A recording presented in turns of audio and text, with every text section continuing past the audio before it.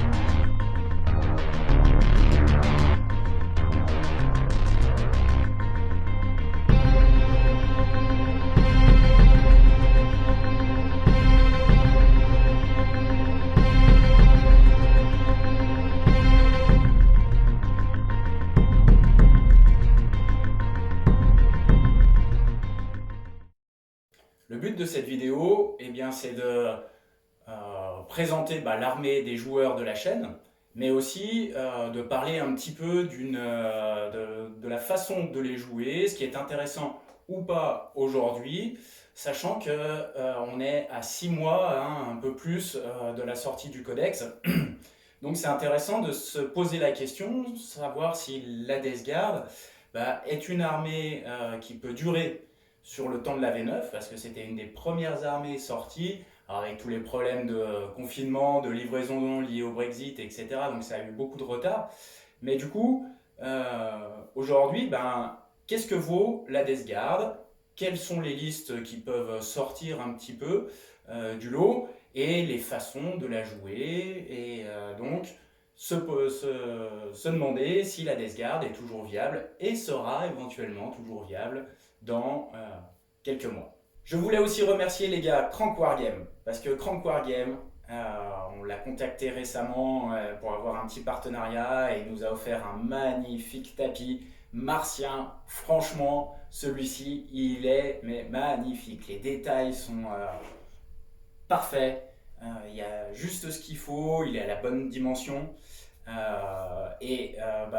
allez le voir dans les prochains rapports de bataille, on va vous le mettre. Parce que vous verrez un peu plus tard, il y a des petites têtes de mort pour marquer le centre, les coins, etc. Enfin, il y a des petits détails. Donc un grand merci à Chris de Crank Wargame pour nous avoir offert ce tapis. On te remercie vraiment. Donc mon projet sur cette Death Guard, en fait, il s'inscrit dans, on va dire, un projet plus global de l'association, puisque on avait décidé de former une équipe pour la ligue de la FEC, hein, qui s'était mis en place déjà il y a une grosse année et qui n'a pas pu avoir lieu. Donc c'est bien, ça nous a permis de monter nos armées, c'était intéressant.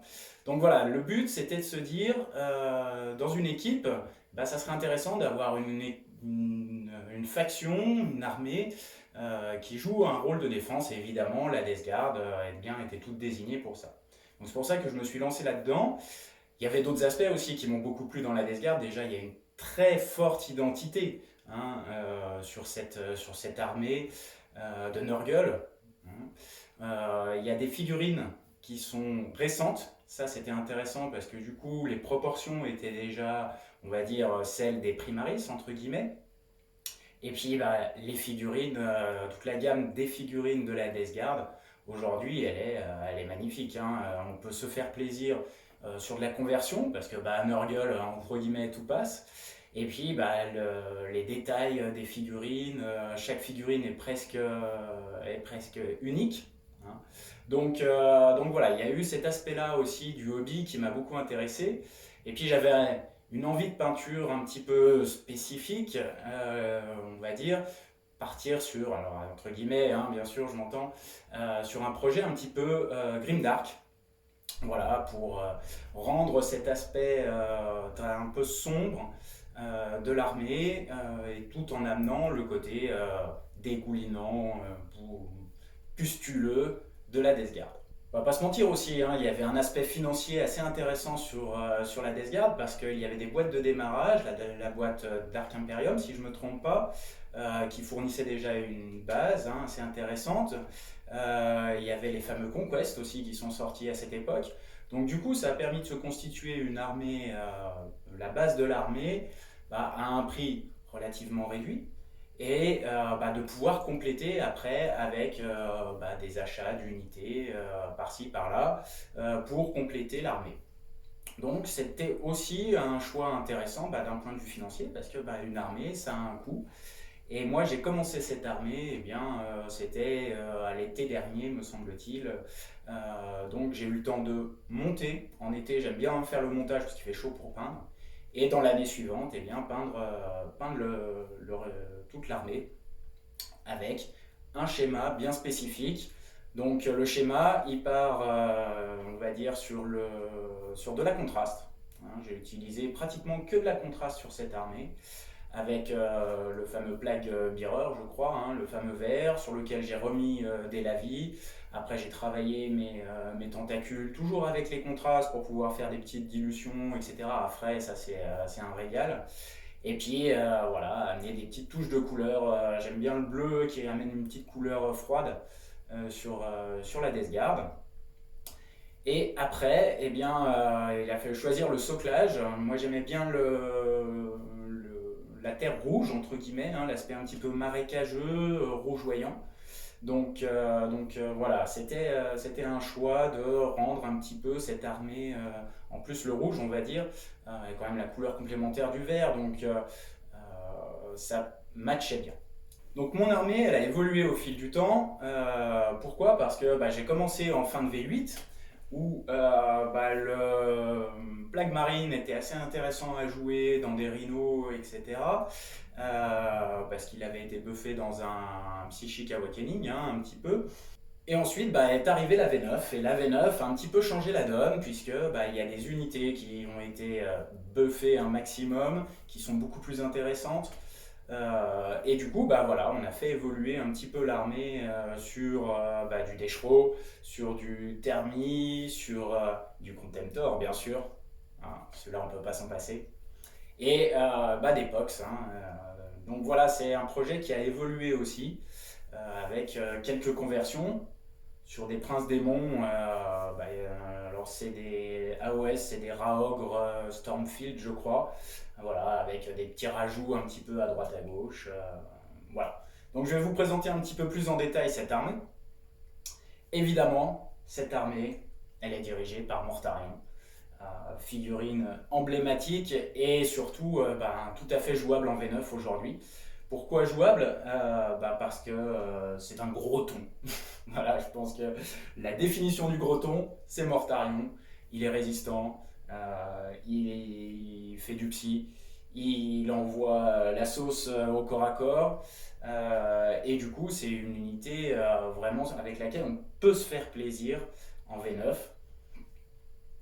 Évidemment, en fonction des listes de votre cercle de jeu, ça peut être soit dans un sens un peu game breaker pour vous, ou alors vous le faites sortir très rapidement, cliquez, etc.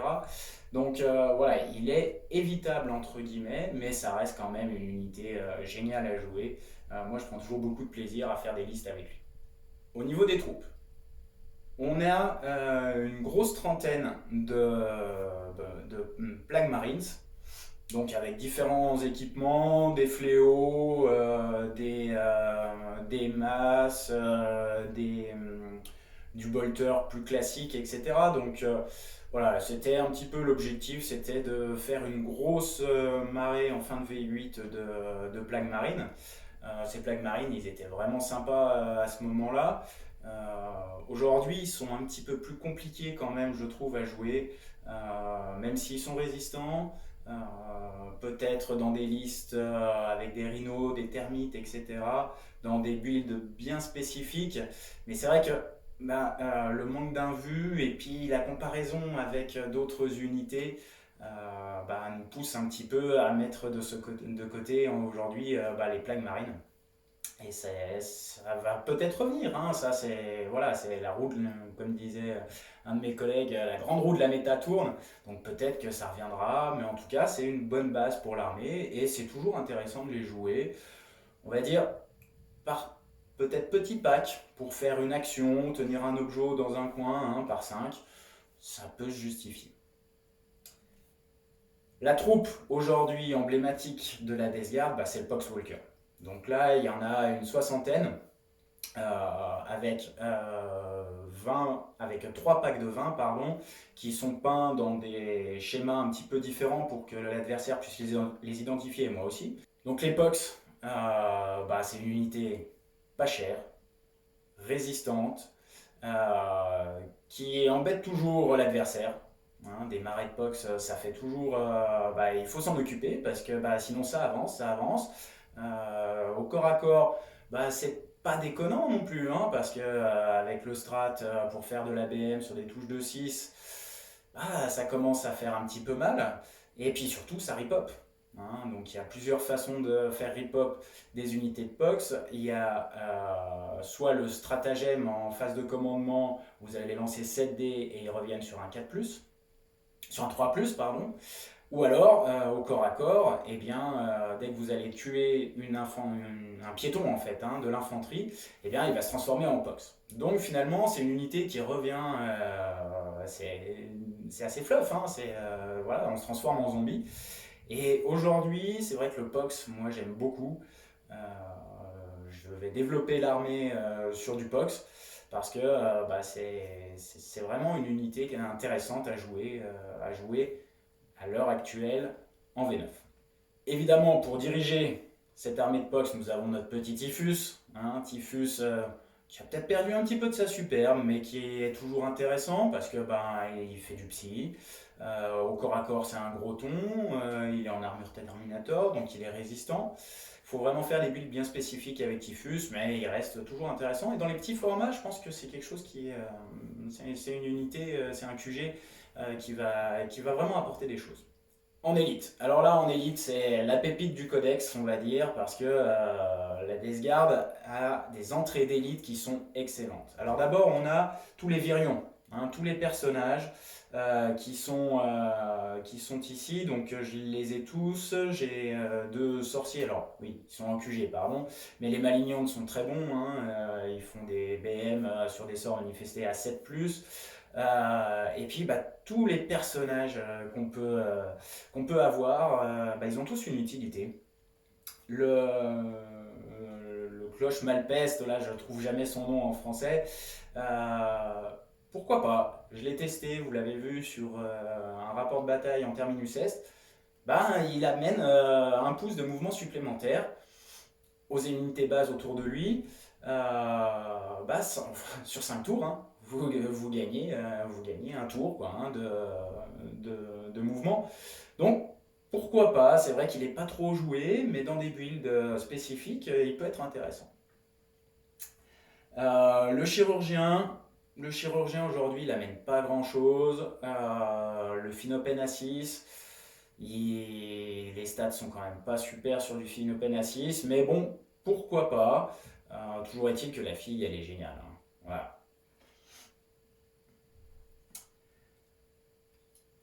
Ensuite, on a le Biologus. Alors le Biologus, super petit perso, moi je l'adore parce que il fait faire des BM au corps à corps à une des unités bases et ça marche aussi bien à votre phase de charge ou de combat qu'à la phase de charge et de combat de l'adversaire. Donc du coup, vous vous retrouvez avec un petit perso super buffer, euh, intéressant, moi je l'aime bien. Il a des petites grenades, et il est pas cher. Nos 2 pépites, attention, le Taliman.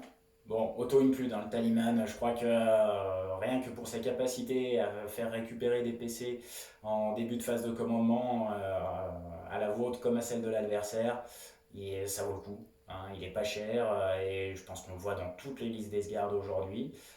Sur une liste de tir, avec sa petite relique, le Morboulier, qui fait des touches supplémentaires sur des 6, ouais, ouais, ça vaut le coup. Surtout avec eux là, avec les Contemptors. Voilà.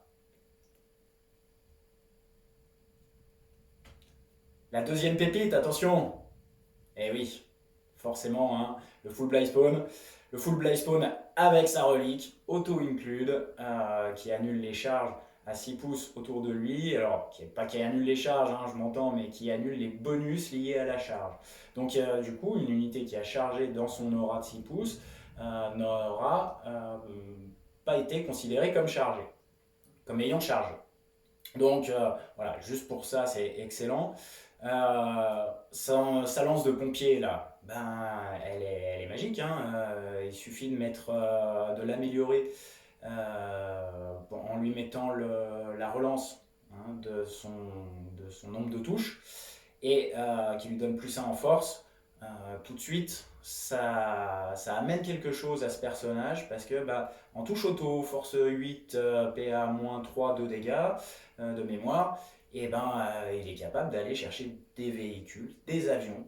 Hein, intéressant dans cette méta, suivant les factions que vous voyez, bah, franchement, auto-include également. Alors, ce qui est bien aussi avec ces fétides Virion, c'est que vous ne.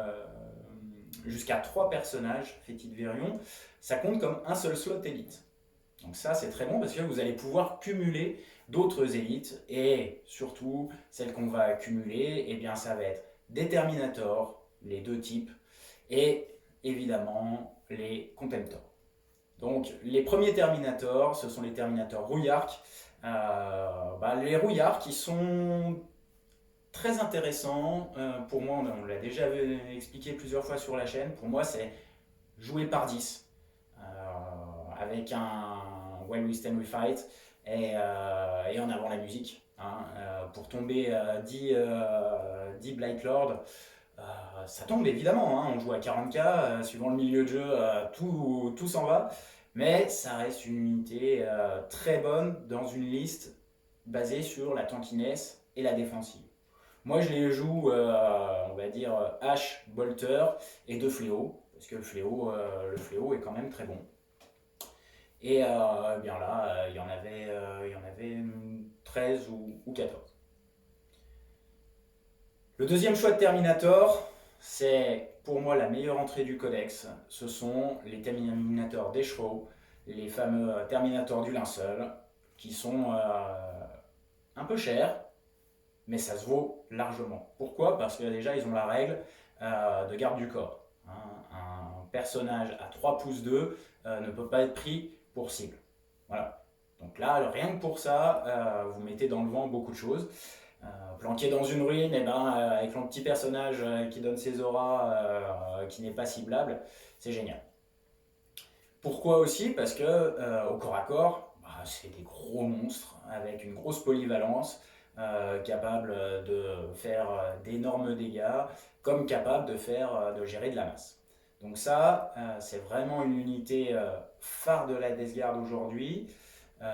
Beaucoup de listes les ont joués, les jouent encore. Alors, par 3 x 5, 2 x 5, 1 x 5, 1 x 3, enfin voilà, tout est possible.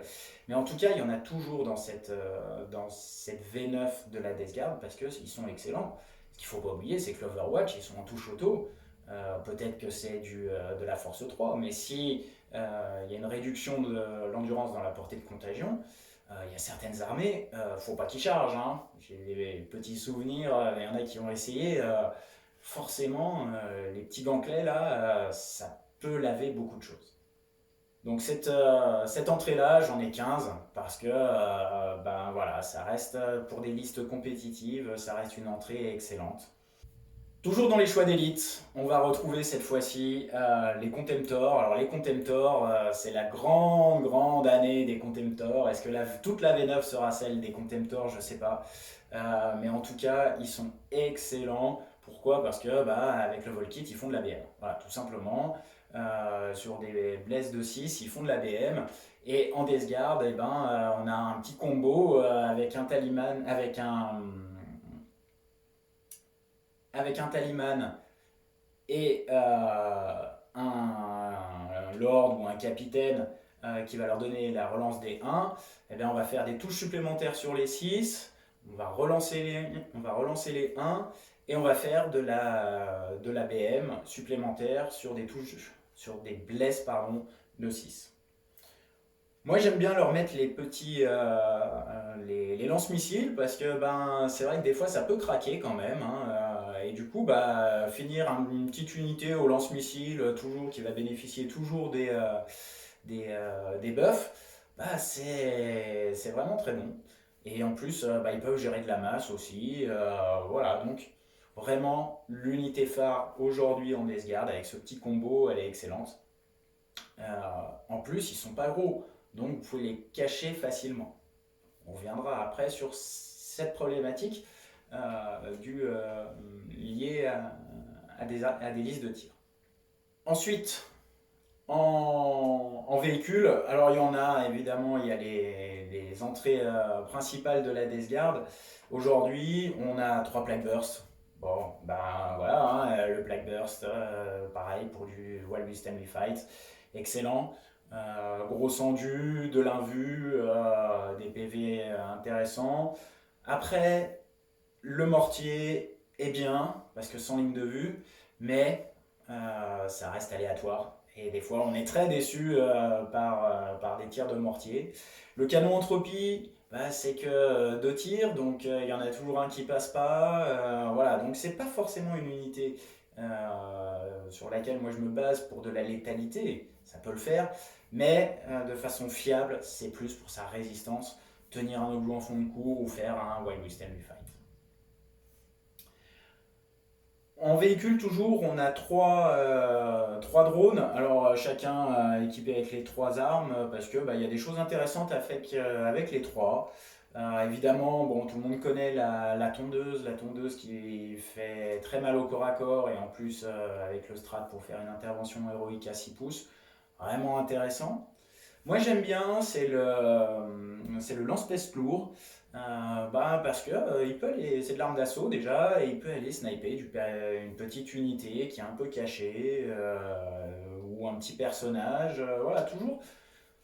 ce- Moi j'aime bien le jouer de cette façon-là, et sinon bah, vous avez en lance-peste, hein, en touche auto, qui est pas mal aussi pour Advance, pour aller aussi porter des auras de contagion, parce que ça, c'est une des capacités de la Death Guard assez intéressante. En véhicule, toujours, on a le Defiler que je jouais beaucoup en fin de V8, qui était intéressant. Aujourd'hui, il l'est beaucoup moins, mais pourquoi pas, hein, il peut y avoir des listes, parce que bah, ça reste quand même une grosse unité bien tanky. Euh, voilà, l'obusier, toujours pareil, le fléau, au corps à corps, ça rigole pas. Donc une unité qui peut se justifier encore aujourd'hui dans certaines listes, peut-être pas par un, mais 2. J'ai pas encore testé 3, mais peut-être que les 3, hein, les listes à 3 peuvent revenir aussi, ça peut être intéressant. Toujours dans les véhicules, eh bien, les coccinelles qui étaient très très bien en fin de V8, aujourd'hui plus difficiles, elles coûtent plus cher.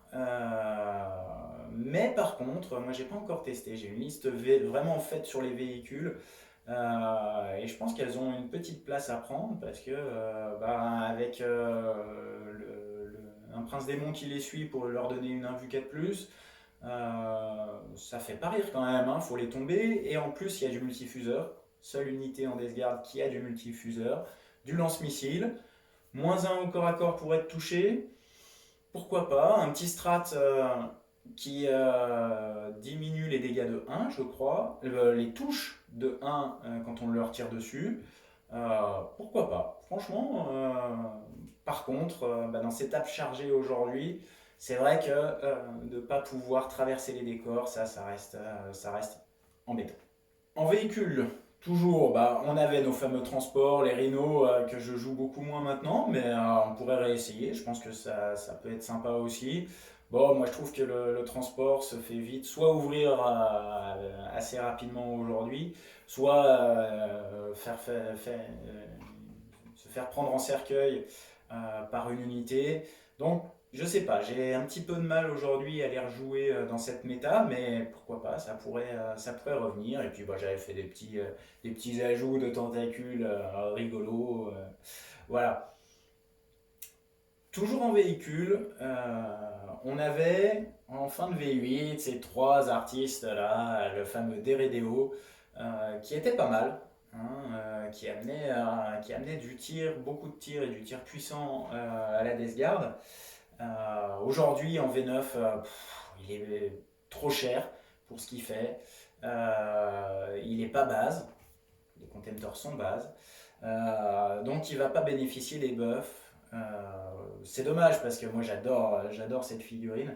Et par contre, c'est vrai que le Volkit sur les Deredeo, il peut être pas mal parce qu'il fait quand même 2 BM hein, sur une Blesse de 6. Pourquoi pas, peut-être à tester, à réessayer, mais c'est vrai qu'aujourd'hui, bah, il est effacé hein, par son petit frère, le Contemptor.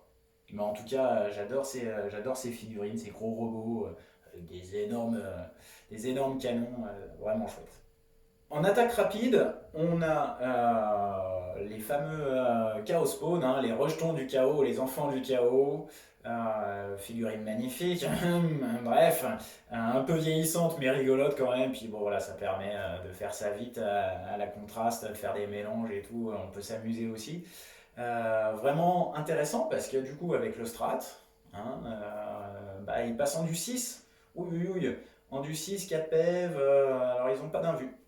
Mais bon, ça, c'est quelque chose, ça apporte aussi beaucoup de mobilité, on va dire, à la Death Guard, qui n'en bénéficie pas énormément, ou certaines unités bien spécifiques, mais en tout cas, une unité euh, rapide, résistante, au corps à corps, qui peut être très létale, hein, si tout se passe bien. Vraiment une unité pas chère en plus, hein, c'est vraiment l'intérêt qui trouve sa place dans presque toutes les listes, hein, pratiquement aujourd'hui. Ça reste excellent. Et puis, bah, on a les Princes Démons. Alors, les Princes Démons, moi, je me suis fait un petit kiff d'en faire trois de façon un petit peu, on va dire, individualisée, avec des petites conversions à droite à gauche. Voilà, moi c'était la première fois que je faisais ça, donc bah, je suis assez content du résultat. Mais c'est vrai que du coup, le Prince Démon aujourd'hui, bah, j'ai l'impression qu'il n'y a qu'une seule façon de le jouer, entre guillemets, hein, c'est lui donner le trait outrageusement résistant, je crois, qui lui donne le Phinopen à 5. Il réduit les dégâts de 1. Et bah, la relique dans la compagnie de l'enclume de Mortarion, je crois, pour avoir la full relance des touches et des blesses. Parce que c'est vrai que bah, aujourd'hui, les personnages qui relancent pas, bah, on a vite fait de craquer. Derrière, généralement, on va chercher une unité qui a de l'invue. Donc on se retrouve à faire un dégât assez facilement. Donc les relances à la touche et à la blesse sont quand même excellentes. Et puis bah voilà, vous en avez trois différents. Alors il y en a un en H, la H peut être sympa aussi aujourd'hui, un peu moins de PA mais plus de dégâts, plus de force je crois. Vous en avez un en double griffe et ils ont tous des espèces de réacteurs ou des tentacules pour se projeter, voilà, pour dire que ce sont des princes démons ailés. Donc on a fait le tour de mon armée. Les projets aujourd'hui pour la développer, comme je vous le disais tout à l'heure, bah, c'était rajouter du POX, une quarantaine de POX, parce qu'en avoir 100, il y a des choses intéressantes à faire aujourd'hui. Et du coup, bah voilà, le projet c'est d'augmenter un petit peu le nombre de POX. D'aller chercher aussi peut-être du possédé, on en voit moins qu'en V8, mais ils peuvent être intéressants, ils peuvent amener de la mobilité. Le problème, c'est que bah, les figurines de cette unité sont franchement, elles donnent pas envie. Hein, on est tous d'accord. Donc voilà, je me suis toujours un petit peu retenu sur cette unité. Il y a celles de Forge World qui sont sympas, Galvorbach ou je crois quelque chose comme ça. Donc pourquoi pas aller chercher une petite unité, 5 ou 10 possédés, qui peuvent être pas mal dans cette version-là. On peut aussi, comme projet, développer, moi ce que j'ai envie c'est de reprendre du thermi Rougarc, hein, voilà, pour compléter un petit peu, suivant les builds qu'on peut faire, bah, ils sont un petit peu moins chers que les Deschro. Voilà, je voudrais encore augmenter un petit peu cette capacité-là. Euh, J'étais parti sur me dire, ben, on va faire une armée type Apocalypse. Bon, c'est vrai que c'est un projet à très long terme, peut-être qu'on en reparlera dans quelques années. Euh, Moi j'aime bien jouer aussi différentes armées, et c'est vrai que là je pense que j'ai une bonne base pour me faire plaisir sur différentes listes, et puis sortir des jolies figurines, voilà, que j'ai pris beaucoup de plaisir à peindre, hein. J'ai vraiment pris du plaisir à peindre cette armée, et j'aimerais bien la développer, voilà, de manière à être un petit peu plus polyvalent sur l'ensemble de mes listes. Les points forts de la Death Guard, bah, ça va être quoi? Ça va être déjà la résistance, hein, la résilience de l'armée, la réduction des dégâts de 1, excellente. C'est vrai qu'on se posait beaucoup de questions avec la perte du Phinopène à 5. Aujourd'hui, bah, la question, pour moi, elle ne se pose pas. La réduction du dégât est vraiment très très bonne. C'est une armée avec beaucoup d'endurance aussi. Donc on va passer, on va dire, des paliers de debuff entre guillemets d'une armée. Maintenant, il y a beaucoup de force 5 aussi. Bon, voilà, mais ça permet quand même d'être moins fragile entre guillemets. On a beaucoup d'invus aussi sur l'armée quand même. Un vu 5 un vu 4 voilà, on a des unités aujourd'hui. Je pense qu'il faut aller chercher ces invus parce qu'il y a beaucoup de PA. Et du coup, bah, si vous sortez beaucoup d'invus, que vous réduisez les dégâts de 1, bah, voilà, vous êtes déjà présent plus longtemps sur la map. Et puis bah, derrière, vous mettez des grosses tatanes. C'est ça qui est bon aussi. C'est que bah, pour moi, la Death Guard, ça reste quand même une armée anti-close, SM type, hein, parfaite, parce que bah, on résiste, et puis derrière, on tape, et quand on tape fort. Donc avec la réduction de l'endurance de l'adversaire, avec la relance des armes de la peste pour les blesses de 1, c'est très bon, hein, parce qu'on va se retrouver souvent sur du 3 ou du 2 relance des 1, archi-conterminateur, on va se retrouver le trait de seigneur de guerre qui va donner une full relance des armes de la peste, des blesses aux armes de la peste. Waouh, ouais, généralement ça fait quand même, ça détruit ce que ça vient impacter. Donc on a vraiment une armée résiliente avec beaucoup de force au corps à corps, et des unités intéressantes au tir. Alors ça reste, pour moi, ça reste quand même compliqué au tir, la Death Guard, à part du Contemptor, et encore, on peut craquer souvent. Pourquoi? Parce que on joue beaucoup sur des tables très chargées aujourd'hui, type layout de la FEC ou les layouts WTC. On est quand même sur des maps très chargées où les lignes de vue sont difficiles à aller chercher. Et du coup, bah, on va faire un espèce de jeu de cache-cache avec l'adversaire, hein. C'est oula, non, je sors pas parce que si je loupe mon tir et que lui il me tire dessus, il va m'impacter très fort. Généralement, hein, c'est toujours la même chose, hein. Aujourd'hui, on tire sur un truc, on l'enlève, donc c'est le premier qui va tirer. Donc, c'est vrai que les listes de tir peuvent être intéressantes, mais suivant les maps sur lesquelles vous allez jouer, ça peut être très compliqué. Euh, on a testé aussi les maps games, hein, qui sont utilisées dans les GT. Là, la philosophie est différente. Et c'est peut-être pour ça qu'on va retrouver des listes de tir parfois qui ressortent voilà, qui vont gagner ou faire des bonnes places. Parce que bah, ils ont fait le choix, hein, de mettre beaucoup moins d'occultants.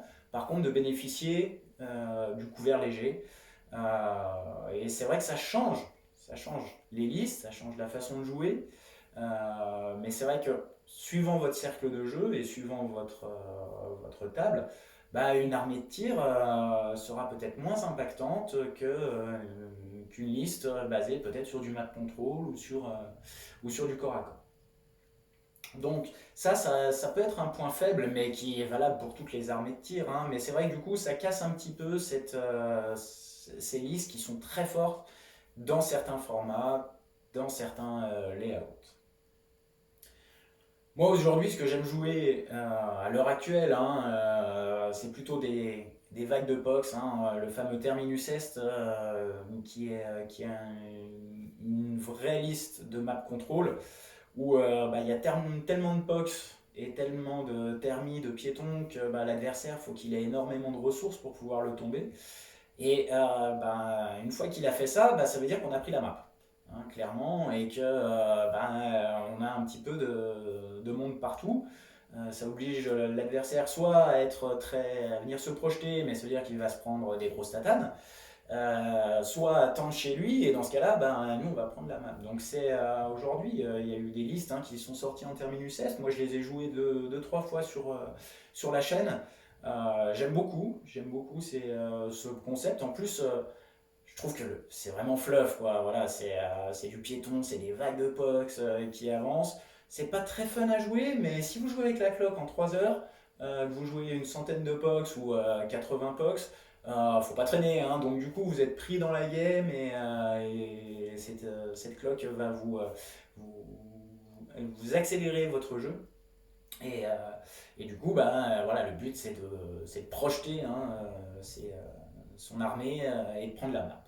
Au niveau des Nemesis aujourd'hui, il y en a quand même des très fortes en Death Guard, hein. Bon, alors je sais même pas si on a envie de parler des Drukhari, parce que les Drukhari c'est la Nemesis de tout le monde aujourd'hui, donc c'est vraiment tellement impactant, tellement spécifique que voilà, Drazar et Impact d'un cube, ça vous sort 10 thermies du lynx, 10 thermies rouillard.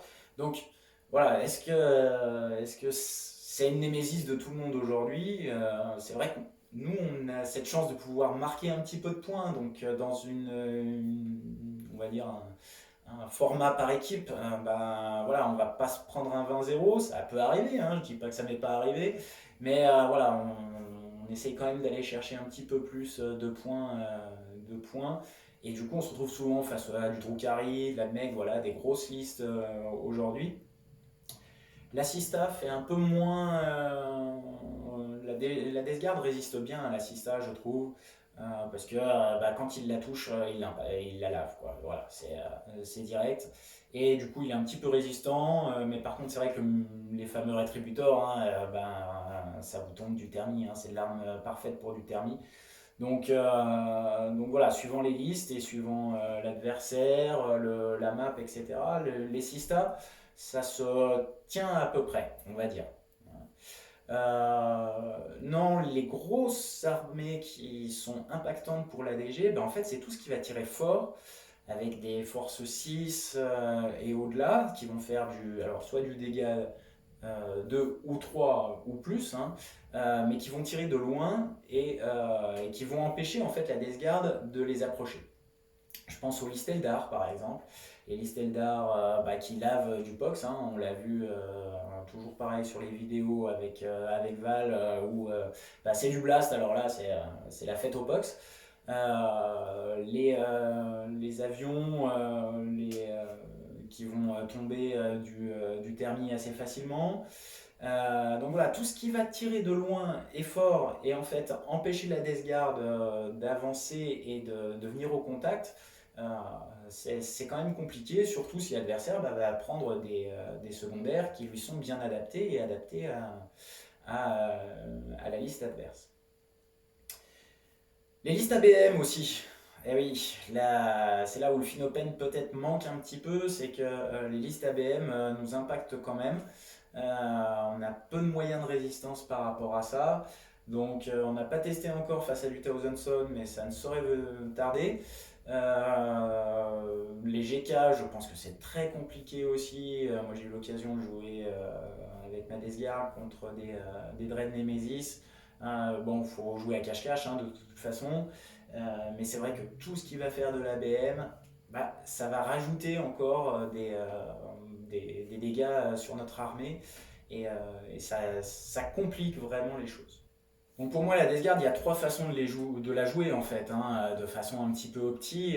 Il y a soit le Terminus Est en étant Harbinger, donc oui, ça doit être Harbinger, je crois, pour l'époque. Excusez-moi, je suis vraiment pas sur les noms, je suis vraiment pas optimum. Pour pouvoir eh bien, faire ces BM, utiliser le strat pour que l'époque se fasse des BM sur du 6 et surtout qu'ils puissent relancer leurs touches. Là c'est intéressant, on aura Typhus avec qui donnera plus 1 en force. Donc là on est sur une unité assez intéressante, une légion assez intéressante, pardon. Donc la deuxième, c'est l'enclume de Mortarion, je crois, qui va donner le trait de seigneur de guerre très intéressant, donc empêcher les rerolls dans l'aura de contagion et empêcher les overwatch. Donc sur un prince démon, ça peut être pas mal aussi, ou un prince démon qui va bénéficier de l'aura de cette aura de contagion hein, par le stratagème qu'on aura donné à un autre personnage. Ça peut être bien. Le stratagème aussi qui fait faire des interventions héroïques. Du coup, si vous avez du thermi, bah, faut pas qu'il s'approche trop non plus l'adversaire. Donc liste intéressante à faire. Je pense aujourd'hui certainement la plus polyvalente, hein, on dira. Et souvent on donne ce trait à Mortarion aussi qu'on va projeter en avant pour pouvoir empêcher les rerolls, empêcher les overwatch, etc.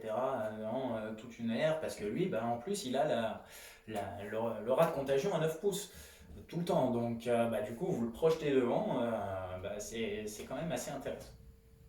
Et puis la troisième, qui est très intéressante à jouer aussi, c'est les passeurs.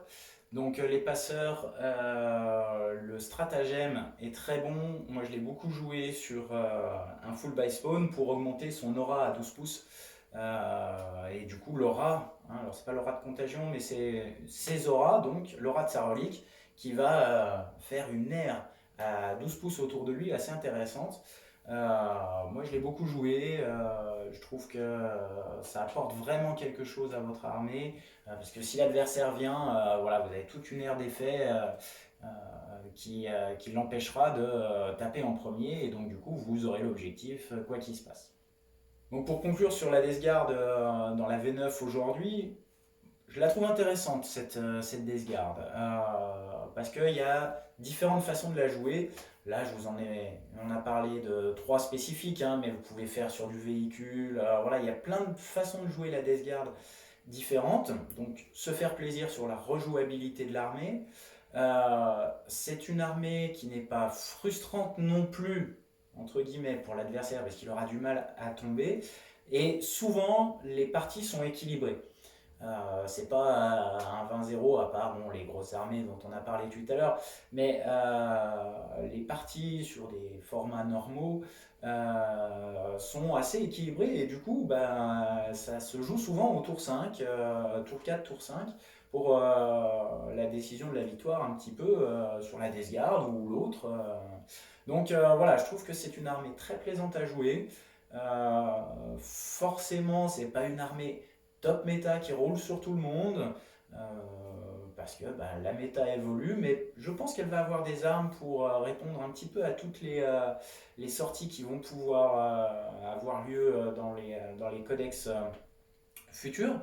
Et je pense qu'elle elle nous a montré déjà hein, que le codex finalement était un bon codex parce que il dure. Hein. Il y a des codex moins écrits de façon moins intéressante comme les Necrons où il y a quelques listes hein, bien sûr, mais où finalement le codex vieillit très vite. Et donc c'est peut-être un codex qui sera capable d'être durable sur toute la V9. Et moi je le souhaite parce que je prends beaucoup de plaisir avec cette Death Guard et j'aime bien vous la montrer aussi sur la chaîne. Alors bien sûr on fait toujours des erreurs, j'ai peut-être dit des bêtises donc n'hésitez pas à me corriger si j'ai dit des choses fausses ou à nous donner votre avis hein, sur cette Death Guard. Parce que je suis sûr que vous en avez affronté déjà, ou alors vous en affronterez, ça c'est évident. Voilà. Eh ben écoutez, j'espère que ce format de Faction Focus vous a plu. On essaiera d'en faire sur d'autres armées parce que bah, on a BAC par exemple qui a une grosse collection d'orques, donc ça pourrait être intéressant qu'il se motive à nous faire un petit retour sur son expérience des orques aujourd'hui, hein. Maintenant ils ont 2-3 mois d'existence, donc voilà, on pourrait faire des choses comme ça. Les Space Marines aussi, on a beaucoup de joueurs Space Marines dans l'association, forcément, hein. Et bah, ça pourrait être intéressant, si ça vous intéresse, qu'on développe un petit peu plus ce format. Eh bien, n'oubliez pas de liker, de commenter, et à la prochaine.